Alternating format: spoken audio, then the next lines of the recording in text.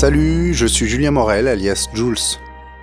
Je suis directeur artistique et graphiste et je suis en freelance depuis 5 ans.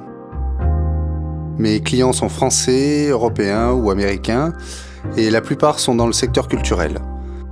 Je travaille aussi pour d'autres domaines comme par exemple la publicité, la communication d'entreprise, l'illustration éditoriale, le web design. J'ai fait de la musique dans un groupe de lycée avec lesquels on a fait plein de concerts et on a réussi à en vivre pendant 10 ans. Ensuite, quand le groupe a splitté, j'ai naturellement migré vers le graphisme. En fait, j'ai toujours aimé l'image, ça a donc été une suite assez logique. J'ai commencé par les pochettes de disques et puis ensuite la com d'événements culturels et le reste. Je travaille en freelance parce que ça m'apporte pas mal de liberté et ça me permet de bien évoluer professionnellement et personnellement. Le tout en gérant mon temps et en choisissant un peu les projets sur lesquels je travaille. Mon inspiration vient de choses assez diverses. Alors bien sûr, il y a le cinéma, l'art pictural, la musique, mais je puise aussi beaucoup l'inspiration dans les rencontres humaines ou dans ce que je vois dans la rue. J'aime les mélanges et les contrastes et j'essaye souvent de le faire transparaître dans mes visuels. En graphisme, les gens qui me font rêver sont nombreux, mais si je devais en citer quelques-uns, je citerais bien sûr David Carson ou des studios comme Grand People ou Non-Format. J'ai bossé comme sérigraphe et ça m'a donné l'amour des choses faites à la main. J'aime beaucoup cet esprit assez artisanal où il faut être un tout petit peu rusé pour fabriquer un visuel. J'adore le travail à l'ancienne, les caractères de plomb, l'encre, la linogravure, la trame, les vieux magazines, et puis devoir bricoler vraiment pour arriver à ses fins. En fait, j'essaye d'importer cet esprit-là un petit peu roots dans mes créations numériques, c'est peut-être ça ma marque de fabrique.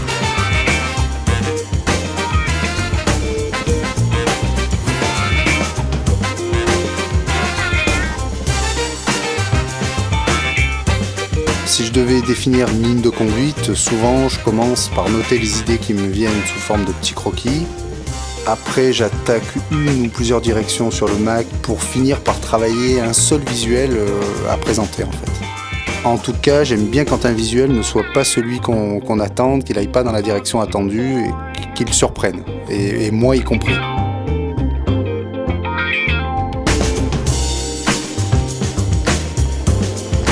Techniquement, je me sers de crayon gras, d'un scanner et d'un Mac. J'utilise Photoshop de manière assez simple, limite rudimentaire.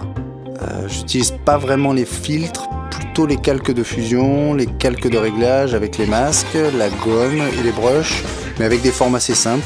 J'ai aussi une collection personnelle de textures assez importante. Pour la collection thème, Fotolia m'a proposé le thème de la nourriture. J'ai cherché à éviter un petit peu l'image trop évidente sur le sujet, celle qui devient un peu directe, genre par exemple l'effet explosion d'aliments. Je suis parti assez vite sur l'idée d'une opposition. Au départ, j'avais attaqué un autre visuel qui soulignait de manière un peu trop directe les inégalités de possession entre les peuples.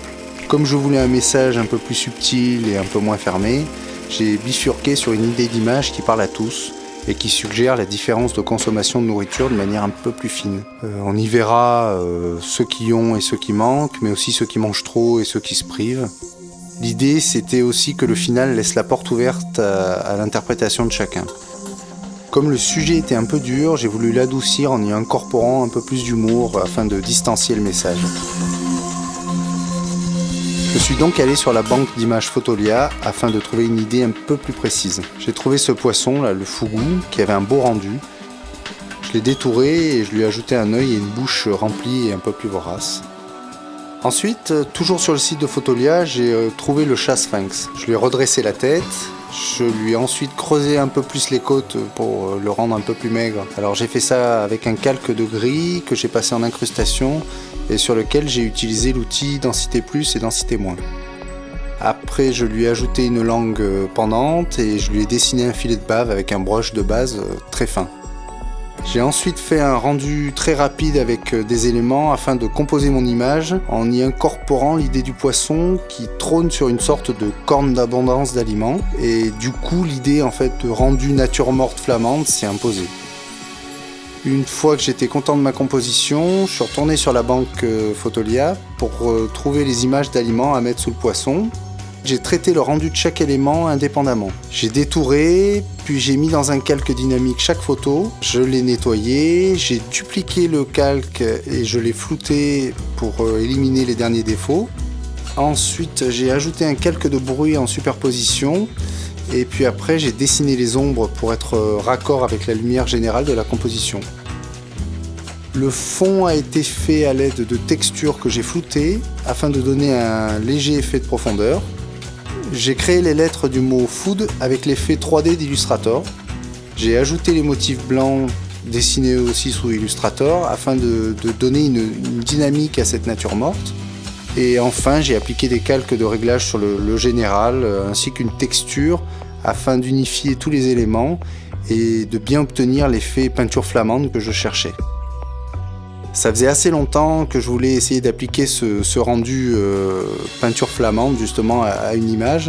Et je suis assez content d'avoir réussi à traiter ce style pictural classique de façon numérique.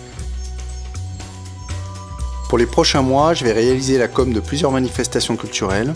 J'aimerais trouver le temps de me mettre à la 3D au motion. J'ai des web designs et des pochettes de CD de commander aussi. Si je devais donner un conseil à un jeune graphiste en devenir, je lui dirais de s'accrocher, de travailler beaucoup et peut-être aussi de se nourrir de plein d'autres choses que simplement d'images qu'on peut trouver sur internet. Je remercie Fotolia de m'avoir choisi pour ce beau projet et je remercie Gang Corp, Amka et Omni de m'avoir suivi.